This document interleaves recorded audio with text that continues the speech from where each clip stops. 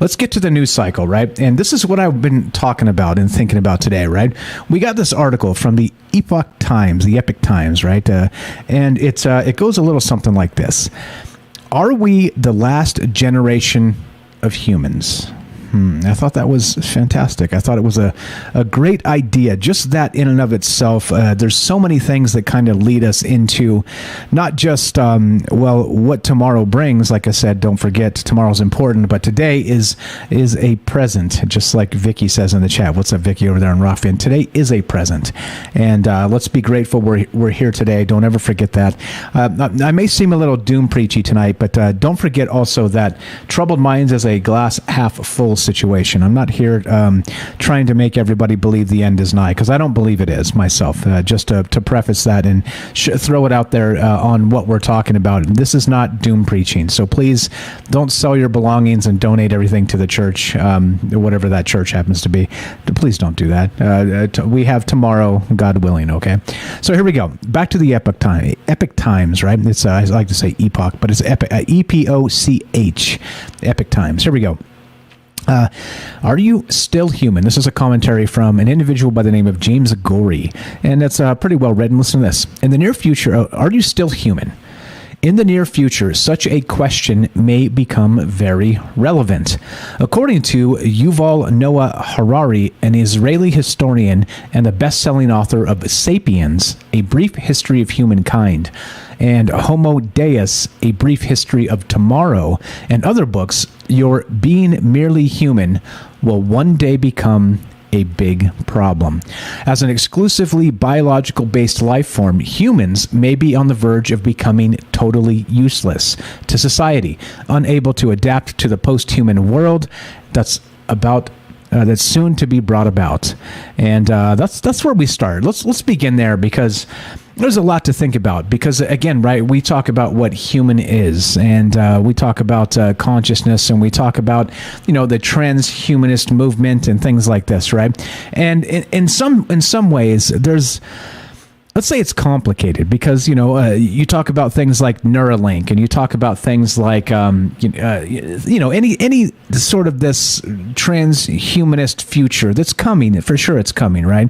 I mean, Neuralink in one sense of like actually using some sort of neural brain interface to, let's say, bring people out of comas, or let's say,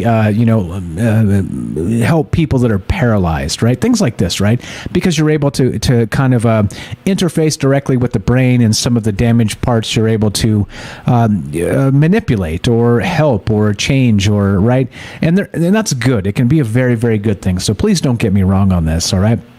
I get it that to every bit of technology, past, present, future, there's always a fine line to walk, a dual-edged sword, meaning that it could be good and it could be very bad. And it just depends, per usual, on how we use it as a tool, as human beings, right? And back to that definition of what a human being is. Once you put a Neuralink in, right, they're saying that there's going to have some sort of maybe Bluetooth mechanism, I don't know, like a smart watch sort of thing that kind of connects to your Neuralink and then connects to the internet. And you're going to be able to do all kinds of things, right? It's going to be a direct brain interface. You're going to be able to maybe send text messages without even typing. You just think them, you press the button on the watch or whatever, and then you think it, and then you send it to whoever you were thinking about sending it to, and it's like boop, and there it goes out into the ether, right? So there's that, okay, which suddenly becomes let's say just a small advantage like that. Being able to think out a message without typing saves time. Okay, just clearly and simply back to what I was talking about, time, thinking about the future, thinking about the past, thinking about the present, right? Time's an important thing. Time, as in the commercials there, is in many cases more valuable than currency, than money, right? Because we only have so much time. We do. It's as simple as that. We're humans. We're locked into this human, let's say, experience, and time is valuable. Time is incredibly valuable, because once it's gone, you can't get it back, right? So there's that. All right. Number two, once we have this Neuralink or whatever is going to happen in the next phase of this, let's say, transhumanist movement, what becomes the next thing? Is it robotic arms or legs or these types of things? Or again, let's say that we have our own robot pets, like we talked about, the Project Optimus done by Elon Musk, right? Suddenly, we no longer need humans to perform menial functions, okay?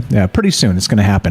Or the humans that can perform these things are doing it with advanced, let's say, cybernetic implants, let's say big buffy robot arms or something, right?